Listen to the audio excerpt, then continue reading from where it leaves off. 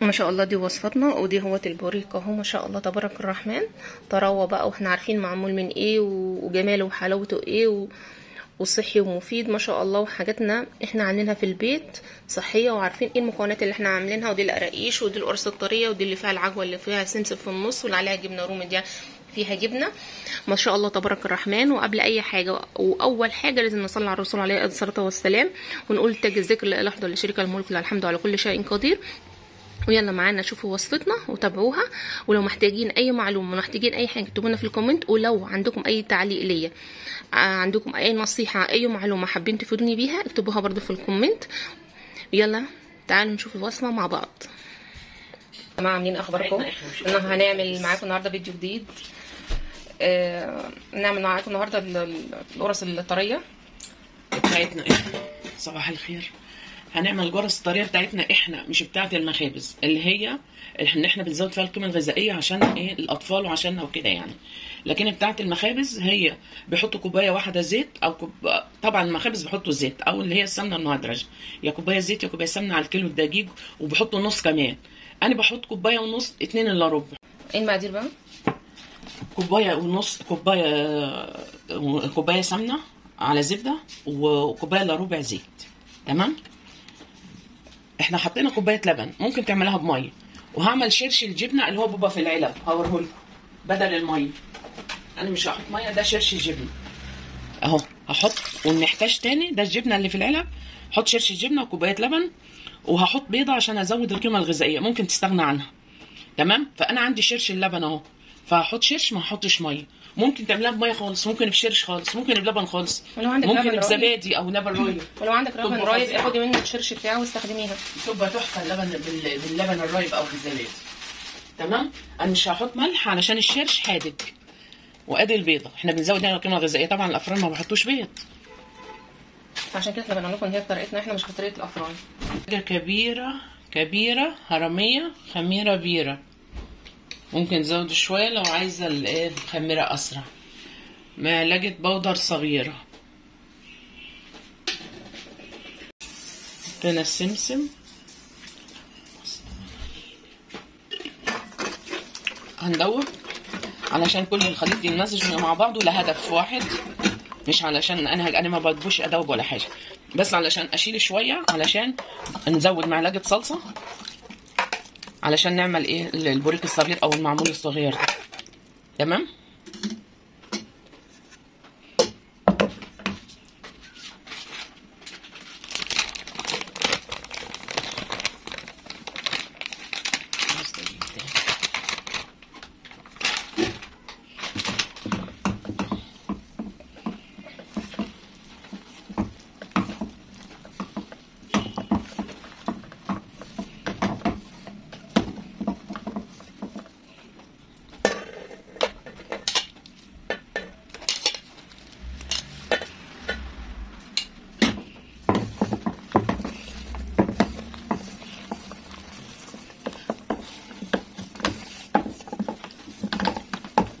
زي الفل، عجينه زي الفل يعني، مش محتاجه اي حاجه.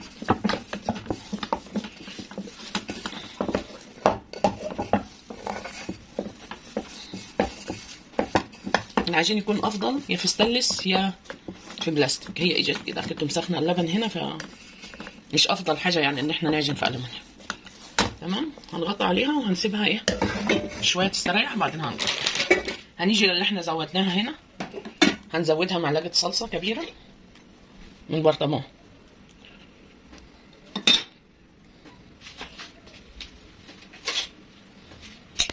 ممكن على فكره بميه خالص، ممكن بشرش خالص، عادي مش في اي مشكله.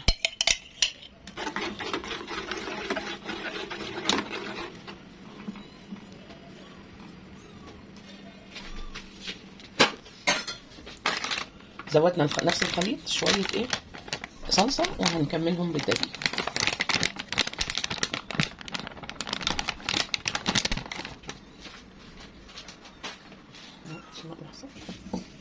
هنا نقلناهم في حاجه اوسع يا جماعه عشان نعرف نقلب ونعمل كويس.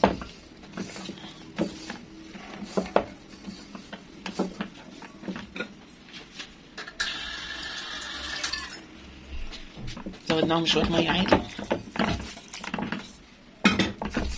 ايه مشكله.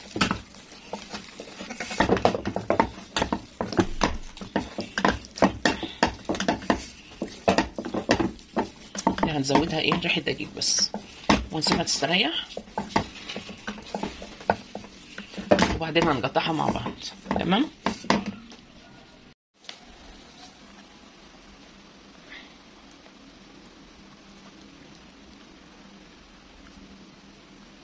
كده معجون ولا صغير؟ هنبل ميه او زيت. انا ببل ميه وريحه سمسم كده او حبه البر، ما بحطش انا بيض. تاني بقى اعمل ايه؟ بسم الله. حط ايدك هنا، حته قد لا قرب ايدك شويه لو سمحت. ايه قد البيضه الكبيره، او على حسب الحجم اللي انت عايزاه. عايزه تكبري كبري، عايزه تصغري صغري، كل واحده حريه. تمام. هنبطها كده خالص. هناخد حته جبنه. طبعا اللي بيحط فلفل وطماطم والكلام ده بيقلل من وقته ويبوظ فيه، لكن جبنه كده هيتلف. هتحط حته الجبنه كده على حته صغيره عشان هي الكميه العجينه صغيره يعني، وبتكفليها طرفين على بعض بالشكل اللي زي ما هو كده بيضاوي. بتكفليها كويس خالص، وبتجيب البوزه كده تتنيها عشان البوزه ما تنحرقش. البوزه تتنيها كده حبيبي. شوفوا قرب لو سمحت كده. هتبليها ميه وريحه سمسم. قربي لو سمحت. لو ده مسكر هنحط عسل اسود مع الميه. تمام. اوريكم تاني حته عجينه قد البيضه. قد البيضه. افردها خالص كده. ابتدي كبرتها شويه. حته جبنه، لو عايزه تحطي جبنه رومي حطي، عايزه تحطي شوكولاته حطي، اي حشو انت تحبيه او ولادك يحبوا اعمليه. هنقفل كده خالص خالص خالص كده، والبوزه دي هنتنيها كده كده اهو علشان ما تنحرقش. هنبلها ميه او لبن او زيت. تمام. هنظبطها كده عشان السمسم بس مش يوجع من على الميه. هنكمل الكميه يا جماعه وهنوريكم بقيه القرص الثانيه. شوفي لي بس الخميره تخمر ان شاء الله تبارك الرحمن. هنا خلصنا الكميه اهوت كلها بتاعه البوريك اللي بالجبنه. هنكمل بقيه القرص الطريه وهنوريكم الطريقه. القرص الطريه محشيه جبنه.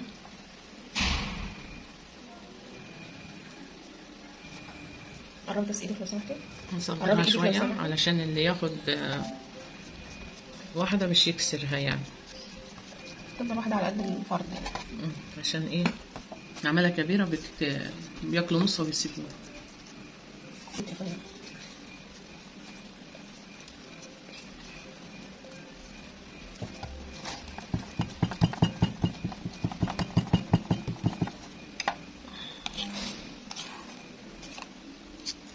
كنت بعملها اكبر من كده بس مش بيبقى يقدروا ياكلوها على بعضيها كبيره.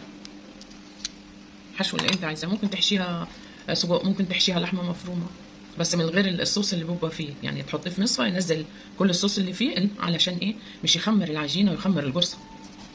اهي تمام.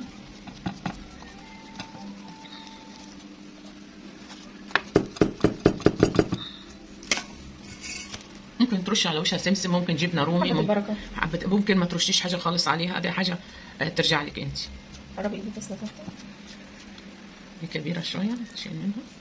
هنعمل الحجم اللي يريحك واللي يناسب ليكي. ممكن اصغر من كده، ممكن اكبر من كده يعني. دي ممكن بالنسبه للمقادير بالنسبه للكيلو. الكيلو لو اني هعمله في البيت وعايزه يعني يبقى حاجه دسمه وحاجه كويسه، القيمه الغذائيه عاليه يعني.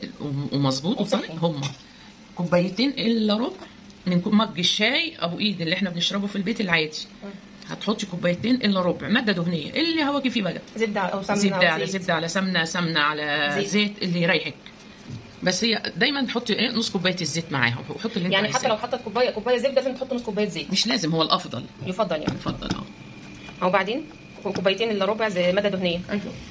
واللبن احنا حاطين شرش الجبنه بالنسبه للكيلو. ما هي على حسب الدقيق. على حسب الدقيق، يعني تحط السمنه على الدقيق وبعدين تنزلي بالميه او الشرش كله مع بعض عشان تعرف الكميه مش تطلع عجينه معاها وتلاقيها تفضل تزود في الدقيق. لا دي مش في ايدي، على حسب الدقيق بتاعها. انا ما كده لو فرضا ان هي زودت ميه كتير تمام، يعني هي تحط المكونات على بعض وتشوف بايديها اذا كانت هيحتاج ميه او شرش المتاح عندها، او لبن او زبادي او لبن رايب المتاح عندها، او ميه في البيت بتاع. وقلنا بقى المقادير بتاعتك ايه بالظبط عشان نفكر الناس مع بعض كده. المقادير كانت ايه؟ كوبايتين الا ربع سمنه على زيت او اي ماده دهنيه متواجده عندك، سواء زيت، بس المهم انك تحطي في المقدار ده الافضل يعني انك تحطي في المقدار سواء بالكوبايتين، نص كوبايه نص زيت، كوبايه ربع زيت، كوبايه زيت، على حسب يعني هما كوبايتين الا ربع ماده دهنيه. عندها قشطه تحط قشطه، طبعا لو قشطه خالص هتحط كوبايتين، لان القشطه فيها نسبه لبن او ميه.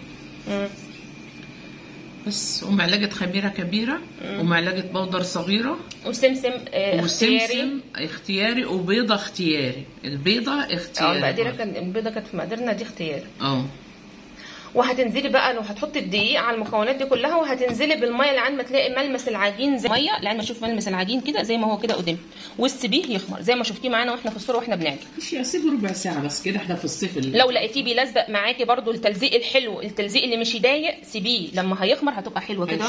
هتبقى ملمسها جميل كده زي ما انتوا شفتونا معانا في اول الفيديو. طاري يحط شويه دقيق. بس انت شفتوا ملمس العجينه في اول الفيديو، هو ده الملمس اللي احنا بنوصل له، وبعد كده بنسيبها ترتاح، لان هي بعد كده بتشد وبتوصل للنتيجه اللي انتوا شايفينها قدامكم دي. هنرجع تاني بقى لطريقه عمل العجينه زي ما بنعمل القرص. انت بقى بتقولي الافران بيحطوا كله زيت؟ يا زيت يا سمنه اللي هي نباتيه.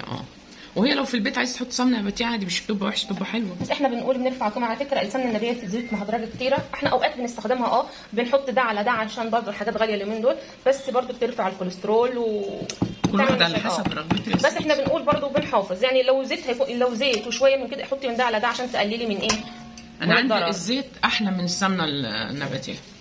كوبايه الزيت حتى لو زيت ومن حدا وش اللبن تحط وش اللبن بيخليها تحفه. طيب لو مثلا حد مش عنده لبن راي، مش ممكن يعمل كوبايه لبن ويحط عليها معلقه خل؟ معلقه خل يروبهم وتدي الطراوه بتاعت لو مش متاح عندكم الشرش، انت ممكن تروبي كوبايه لبن تحط عليها معلقه خل، هتطلع معاكي العجينه طريه وزي الفل. مش في ده ولا ده، عادي بتحط معلقه خل على الميه عادي، بتحسن من العجين. واحنا حطينا خميره وحطينا بيكنج باودر على المقادير يا جماعه كده اهو. ما شاء الله تبارك الرحمن. حشينا فيها الجبنه ووراكم ازاي بتتقفل. احنا عندنا حته عجوه برده هنحط منها، وهنعمل عجوه حته صغيره كده. فاللي انت عايزينه تحشوه حشوه، عايزين تعملوا حشوه بيتزا وتحشوها في جواه اعملوها وحشوه، بس تتاكل على طول، انها مش هتقعد عشان مش او تحطوها في الثلاجه عشان مش تخمر تبوظ وتحمر منه. احنا بناكل منه اول يوم وثاني يوم. احنا اول يوم ونحطه بالليل في الثلاجه او ممكن في الفريزر، وطالعين من بالليل الصبح تلاقيه زي ما يكون لسه معمول. طلعوا تسخنوا. عندك مايكرويف؟ لا، اللي عنده مايكرويف مش عندك تسخنوه في الطاسه يعني. احنا ما عندناش مايكرويف وبنسخنه في الفرن عادي او في الطاسه. وهنوريكم طبعا لما يطلع من الفرن ازاي شكله. اول زي ما احنا متعودين مش ننسى نصلي على الرسول عليه الصلاه والسلام، ونقول تاج الذكر لا اله الا الله وحده لا شريك له الملك الحمد على كل شيء قدير. واستنونا هنوريكم ازاي لما يطلع من الفرن شكله هيكون عامل ازاي. لو عجبتكم وصفتنا اكتبوا لنا في الكومنت، وعندكم اي تعليق برده اكتبوا لنا عشان نعرف افكاركم ونعمل لكم الحاجات اللي انتم بتتمنوها. هنكمل بقى معاكم الفيديو لما يطلع من الفرن. هنا دي اللي في النص دي عجوه، انت برضه هنوريكم. استغل المكان. قدمي بس ايدك شويه عشان الصوره.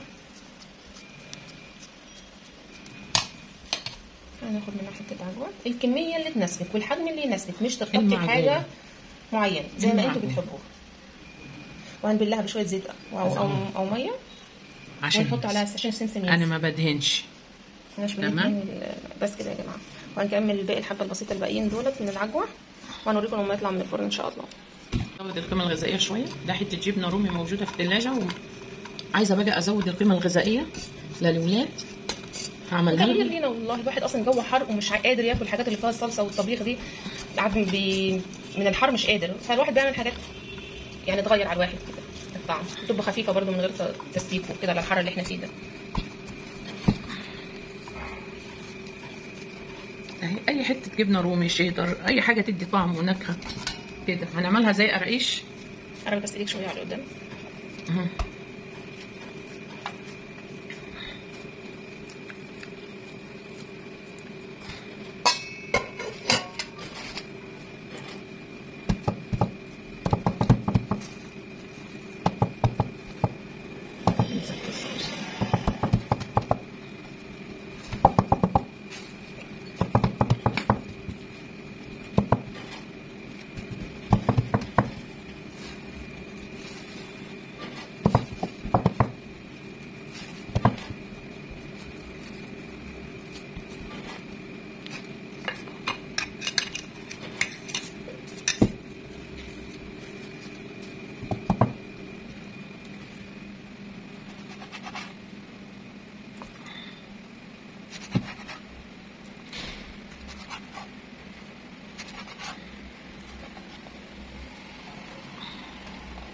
افكار ممكن تعمليها في اي مكان وفي اي وقت، مش مكلفه ومش تغيير ومش مرتبطه بحاجه معينه يعني. مثل قراقيش العجوه وقراقيش بالجبنه الرومي. هنكمل الباقي وهنوريكم يا جماعه لما يطلع من الفرن ان شاء الله. تبارك الرحمن، دي وصفتنا بعد ما طلعت اهوت، وده البوريك بعد ما طلع اقصد، وده في القرص الطريه بعد ما طلعت من برده، واللي في النص دي اللي عليها السمسم دي فيها عجوه، واللي عليها جبنه رومي دي فيها جبنه، وديت القراقيش اللي احنا وريناكم وعجناها بالجبنه الرومي. ما شاء الله تبارك الرحمن، وما شاء الله ما اقولكوش بقى على الطراوه بقى والجمال والحلاوه. شوفوا ما شاء الله. هفتح معاكم واحده. ما شاء الله تبارك الرحمن زي بتاع بره بالظبط، وصحي ومفيد، واحنا عارفين احنا عاملين بايه وايه المكونات اللي فيه. وما شاء الله تبارك الرحمن بألف هنا وألف شفا، وصحة وهنا على قلب اللي هياكل، وصحة وهنا على قلب اللي هيعمل ويجرب الوصفة. متنسوش تحطوا لايك وكومنت حلو زيكم وكلمة طيبة.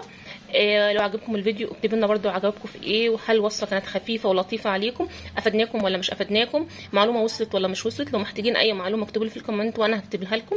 لو محتاجين اكتب لكم المقادير في الوصف اكتبها لكم. لو انتم حابين تعرفوا وصفة مننا برده واحنا عندنا فكرة بيها نقولها لكم. وبعدين كمان اهم حاجه واول حاجه لازم نبدا بيها ونختم بيها ان هي نصلي على رسول الله عليه الصلاه والسلام، ونقول تاج الذكر لا اله الا الله لا شريك له الملك له الحمد وعلى كل شيء قدير. نشوفكم على خير بوصفات جديده وكل